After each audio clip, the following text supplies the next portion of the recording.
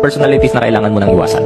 Number 1, inggit. Yung mga klaseng tao na instead na marunong silang maging masaya para sa success ng iba, ay naiinggit pa sila. Ito yung mga klaseng tao na hindi marunong pumalakpak para sa success ng iba. Kaya malayong malayo pa na dumating din yung para sa kanila. Number 2, emotional controller. Yung ginagamit nila yung pagiging kawawa nila para lang i-control yung ibang tao. Minamanipulate nila ang desisyon ng ibang tao para yung kanilang desisyon ang nasusunod. Those are the people na laging nagsi-self-pity. Yung tipong mga taong parang nangangailangan ng tulong pero kunwari lang pala lahat yun. Dahil minamanipulate nila ang iyong emosyon. Number 3, dream stealers. Mga taong pag ino-open up mo sa kanila ang iyong mga pangarap, instead na suportahan kanila, masihilain ka pa nila pababa. At yung mga pangarap mo madalas sinisira pa nila. Kaysa daw hindi mo kaya, at dahil doon, instead na ma-motivate ka, mas lalo ka lang tuloy na discourage. Number 4, talks about gossips. Yung mga taong enjoy na enjoy silang pag-usapan kung ano ang mali sa ibang tao. Ang nakakalungkot nito, nakakahawa ang ganitong klaseng pag-uugali. Kailangan mo na itong iwasan. Kaya mag-ingat ka sa mga taong gusto nilang pag-usapan ng masama yung kanilang mga kaibigan, dahil pwede din nilang gawin yun sa'yo, lalong-lalo na pag wala ka sa kanilang harapan. Well,